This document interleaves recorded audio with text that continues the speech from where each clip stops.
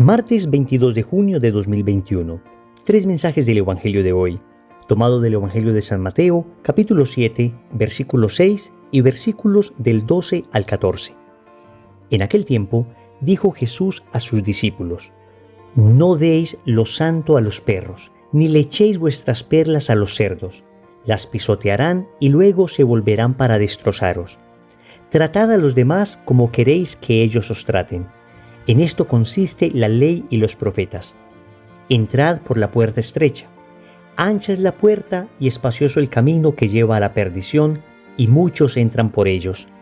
Qué estrecha es la puerta y qué angosto el camino que lleva a la vida, y pocos dan con ellos. Palabra del Señor. Gloria a ti, Señor Jesús. Qué tremendo evangelio nos regala la liturgia de este día. Vamos concluyendo ya el sermón de la montaña y cada vez las enseñanzas de Jesús son más hermosas, pero también más exigentes. Vamos con tres mensajes. Primero, prudencia al anunciar. Segundo, regla de oro de la caridad. Tercero, ¿escoges la ancha o la angosta? Vamos con el primer punto, prudencia al anunciar. Hay una frase que nos suena bastante extraña a nosotros en este evangelio, y así dice el Señor: No deis lo santo a los perros, ni le echéis vuestras perlas a los cerdos. Las pisotearán y luego se volverán para destrozaros. Y es que esta es una frase que se predica poco y que encierra cierto misterio, porque lo que más escuchamos es que Jesús nos invita a anunciar el evangelio a todo el mundo. Id a todos los pueblos a anunciar lo que yo les he enseñado. San Pablo dice que hay que predicar a tiempo y a destiempo. Entonces existe una destinación universal del evangelio. Es decir, no existen exclusivismos en la predicación. Y sin embargo, nos sale el Señor con esta perla hoy. ¿Qué significa entonces: no deis lo santo a los perros, ni les echéis vuestras perlas a los cerdos? Si bien es cierto, el evangelio se debe predicar a todo el mundo, y en especial a aquellas personas que están lejos de Dios, también es cierto que existen ciertos bienes espirituales que requieren una disposición previa de quien los va a recibir. Y sin esta disposición previa, en el fondo terminaríamos haciéndole más un daño a la persona que un bien. Repito, si estos bienes espirituales se dan a ciertas personas que no tienen las disposiciones necesarias, más bien terminaríamos haciéndoles un daño. Pensemos, por ejemplo, en algunos sacramentos, especialmente el de la Eucaristía. El apóstol San Pablo, en la primera carta a los Corintios, en el capítulo 11, versículos del 26 al 29, dice lo siguiente: Pues cada vez que coméis este pan y bebéis esta copa, anunciáis la muerte del Señor hasta que venga. Está hablando de la Eucaristía. Y sigue San Pablo: Por tanto, quien coma el pan o beba la copa del Señor indignamente, será reo del cuerpo y de la sangre del Señor. Examínese pues cada cual, y coma así el pan y beba de la copa. Pues quien come y bebe sin discernir el cuerpo, come y bebe su propio castigo. Hasta aquí San Pablo. Noten que la Eucaristía es lo más santo y el más grande bien espiritual que se le podría dar a una persona. Y sin embargo, San Pablo nos advierte que para recibir este tesoro es necesario tener disposiciones previas. La Iglesia luego, en el Código de Derecho Canónico y en el Catecismo de la Iglesia Católica, nos ha enseñado que lo primero que se requiere es ser bautizado. Así, por ejemplo, una persona no bautizada no debería recibir la Eucaristía. Pero además de estar bautizado, se necesita estar en estado de gracia, es decir, confesado. Se requiere además un tiempo de ayuno eucarístico. Se requiere una profesión de fe firme en que Jesús está en la Eucaristía. Ven, se necesitan unas disposiciones previas. De manera que lo que se debe hacer con estas personas que no tengan estas disposiciones no es darle lo santo, no es darle la perla, sino trabajar precisamente en darle estas disposiciones. Y esto es lo que se conoce como evangelización. Se le debe ayudar a la persona a disponer su corazón para poder recibir lo santo, para poder recibir esta perla con las disposiciones necesarias. Y esto, antes de ser una falta de caridad, es al contrario la más grande obra de caridad con esta persona. Porque no estamos exponiendo a la persona a pisotear, a destrozar lo sagrado, sino que al contrario, le estamos evangelizando para que tenga, repito, esas disposiciones y pueda recibir eso tan sagrado y eso tan grande. Aquí hay una reivindicación de lo sagrado. Ven que se habla mucho de los derechos humanos. ¿Y dónde quedan los derechos divinos? ¿Dónde queda aquello que nos ha enseñado Dios?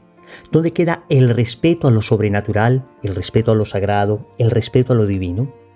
Queridos amigos, se necesita prudencia al momento de anunciar, toda vez que necesitamos discernir adecuadamente en cada circunstancia qué es lo que se debe decir, qué es lo que se debe hacer, cómo es que se debe catequizar, y no podemos dejarnos engañar con esas frases que tratan de confundir a los cristianos, haciéndoles pensar que si todo el mundo no recibe lo sagrado de manera inmediata, aún sin previa disposición, entonces estaríamos discriminando o estaríamos atentando contra la dignidad de las personas. Nada de eso, queridos amigos. La mayor obra de caridad que podemos hacer con alguien es anunciarle con claridad la verdad. Eso sí, con toda la caridad posible, con todo el amor posible, cuidando mucho las formas en que decimos las cosas, pero manteniéndonos muy sólidos en aquello que Dios nos ha enseñado. Segundo, regla de oro de la caridad. Sigue el Señor diciendo en el Evangelio: tratad a los demás como queréis que ellos os traten. En esto consiste la ley y los profetas.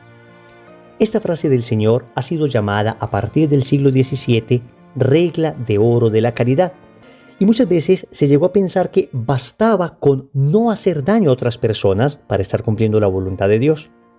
Esta frase de trata a los demás como quieres que te traten a ti es una invitación a ya no quedarnos solamente en no hacer daño a las personas, sino en empezar a hacer el bien a los demás.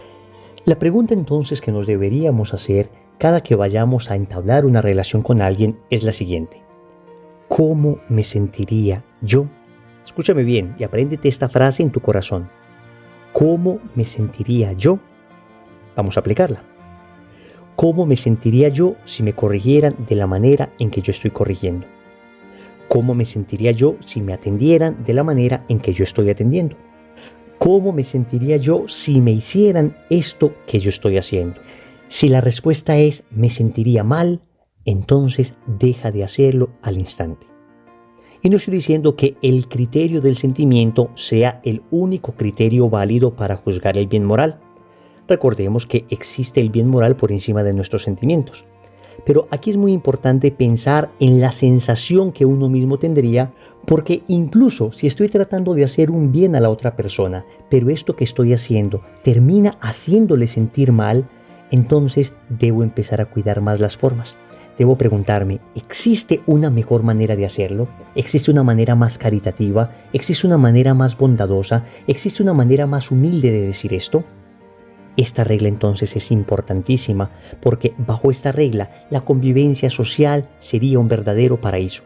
Si todos aplicáramos esta regla, entonces, mis hermanos, viviríamos el cielo en la tierra. Desde ya estaríamos tocando el paraíso, porque así es como se vive en el cielo, con la más fina y exquisita caridad. Tercero, ¿escoges la ancha o la angosta? Termina el Señor diciendo en el Evangelio: ancha es la puerta y espacioso el camino que lleva a la perdición, y muchos entran por ellos. Qué estrecha es la puerta y qué angosto el camino que lleva a la vida, y pocos dan con ellos. Con esto el Señor nos está hablando de la exigencia que implica el camino espiritual. Amigos, no nos vamos a engañar. Es cierto que amar al Señor trae consigo sanación, felicidad, alegría, se le da un verdadero sentido a la vida, nos rodeamos de gente maravillosa, empezamos a experimentar las mieles de su amor, pero también es cierto que hay cruz, que vienen los ataques, que vienen las persecuciones, que en ocasiones vienen las incomprensiones. Y por eso el Señor dice en el Evangelio de San Mateo, capítulo 16, versículo 24, el que quiera venir en pos de mí, niéguese a sí mismo, cargue con su cruz y sígame. Esta es una puerta estrecha, este es un camino angosto, pero les quiero contar una noticia, y una noticia que por experiencia propia y experiencia de todas las personas que han seguido el camino del Señor podemos asegurar. Y es que el camino espiritual comienza estrecho, pero mientras más avanzas en él, más se va ampliando.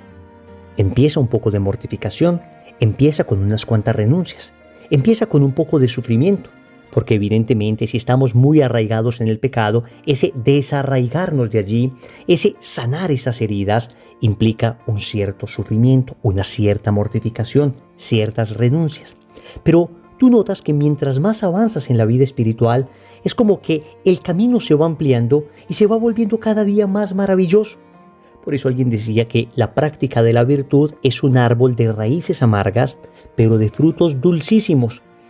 Renunciar a ciertas cosas, claro que tiene una cierta amargura. Pero amigos, no renuncia uno para quedarse en la renuncia. Uno renuncia para abrazar a Jesús. Y cuando se le abraza a Jesús, cuando se adquiere el fruto de la renuncia, ¡ah, qué felicidad se experimenta! Cómo el corazón se ensancha, cuánta alegría y cuánto gozo. Y pareciera que los dolores previos son nada en comparación con lo que se recibe. Y el camino del Señor cada día mejor. Contrario al camino del mundo. El camino del pecado empieza amplio, grande, espacioso, una puerta brillante, y uno siente que es feliz cuando entra ahí. Pero ¿te has dado cuenta que mientras más te metes en el pecado, mientras más caminas en la vida del mundo, entonces más se va estrechando ese camino? Contrario a lo anterior, mientras uno avanza en la vida mundana, vas sintiendo un desencanto tras otro. Vas experimentando mayor soledad, mayor angustia, mayor tristeza. Claro que en las fiestas bailamos y parecemos muy contentos, y mientras se droga la persona o mientras bebe la persona parece feliz. Pero luego viene la soledad en la casa. Luego viene la tristeza absoluta en el cuarto oscuro, donde ya no hay esos amigos que le buscaban solo por dinero. Esos amigos con que se tomaban fotos para publicar en redes sociales, pero que luego, en el momento de la enfermedad, le abandonaron. Y te vas dando cuenta que el camino del mundo es un camino desagradecido, es un camino falso, es un camino de máscaras, es un camino donde no hay amor verdadero, sino utilización de las personas. Es un camino donde vales por lo que tienes. Es un camino que finalmente termina en una pared en la que solo puedes sentarte a llorar y a pedir ayuda. Y Dios es tan bello que va hasta allí y te levanta, y te saca la verdadera vida, y te da verdadera luz, y te da un sentido correcto de tu existencia. Recordemos entonces, primero, prudencia al anunciar. Segundo, regla de oro de la caridad. Tercero, escoges la ancha o la angosta. Compromiso, trata a los demás como quisieras que te trataran a ti. En el nombre del Padre, y del Hijo, y del Espíritu Santo. Amén.